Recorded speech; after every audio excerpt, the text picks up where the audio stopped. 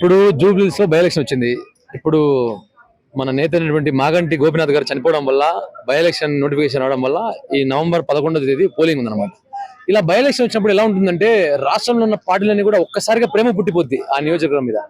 ఒక్కసారిగా నాయకులందరూ రావడం, ఒక్కసారిగా ఆర్భాటాలు చేయడం, ఒక్కసారిగా సభలు పెట్టడము, సమస్యలు ఉంటే ఒక్కసారిగా తెలుసుకోవడము, అంటే ఇన్నాళ్ళు లేని ప్రేమ ఇప్పుడు చూపించడానికి వచ్చినట్టు విధంగా ఒక రకమైనటువంటి వాతావరణం క్రియేట్ అయిపోద్ది అక్కడ.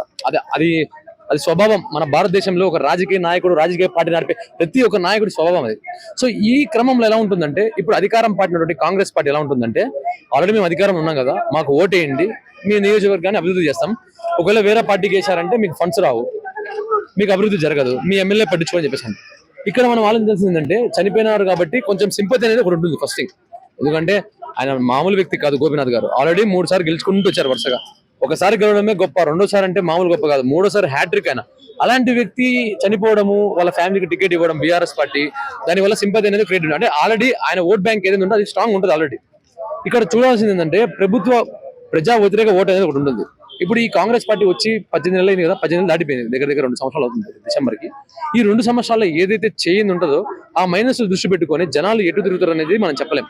ఇక్కడ మీకు 2 విషయాలు ఆలోచించుకోవాలి. ఒకటి, ఈ బై ఎలక్షన్ ఎలా ఉంటుందంటే ఇప్పటి వరకు కాంగ్రెస్ పార్టీ ఏదైతే ఉద్యోగాలు ఇవ్వని వాళ్ళ వల్ల నష్టపోయిన వాళ్ళు ఉంటారో వాళ్ళందరూ వెళ్ళి నామినేషన్ వేసే అవకాశాలు ఉంటాయి. చాలా వరకు వాళ్ళు వెళ్ళి ఈ ప్రభుత్వ ఓట్లు చీల్చాలని చెప్పేసి, ఓట్లు చీలగొడితే మాకు ప్లస్ పాయింట్ అవుతుంది, అధికారంలో ఉన్న వాళ్ళకి బుద్ధి చెప్పాలని చెప్పేసి నామినేషన్ వేసే యువకులు చాలా మంది ఉన్నారు.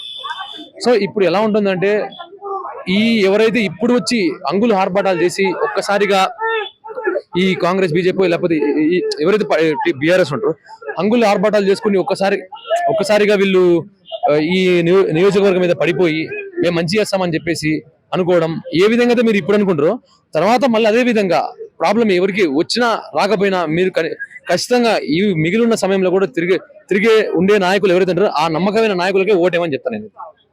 ఇప్పుడు కేవలం బై ఎలక్షన్ వచ్చింది కదా అని చెప్పేసి ఒక్కసారిగా ప్రేమ పుట్టడం అది తప్పు. ఇప్పుడు బై ఎలక్షన్స్ లో కాంగ్రెస్ పార్టీ నుంచి ఏమో నవీన్ యాదవ్ ఉన్నాడు. అయితే ఇప్పుడు ఇక్కడనేమో సింపతి కార్డ్ బీఆర్ఎస్ పార్టీ నుంచి అయితే వాళ్ళ వైఫ్ ఇచ్చారు. మరి 2 సంవత్సరాలు అవుతుంది కాంగ్రెస్ అధికారంలోకి వచ్చి. ఆల్రెడీ ప్రజల్లో కొంతవరకు నెగిటివిటీ కనిపిస్తుంది. మరి ఈ నెగిటివిటీ నవీన్ యాదవ్ పైన ఎఫెక్ట్ అయ్యే అవకాశం ఉంది. ఇప్పుడు ఒకటి చెప్తారండి, మీరు అంటున్నారు కదండి, ఇప్పుడు బీఆర్ఎస్ ని 10 ఏళ్ళు చూసామంటున్నారు, అది నచ్చలేదని చెప్పేసి కదా కాంగ్రెస్ ఓటేసింది. ఇప్పుడు మీరే అంటున్నారు కాంగ్రెస్ వ్యతిరేకత అని చెప్పేసి.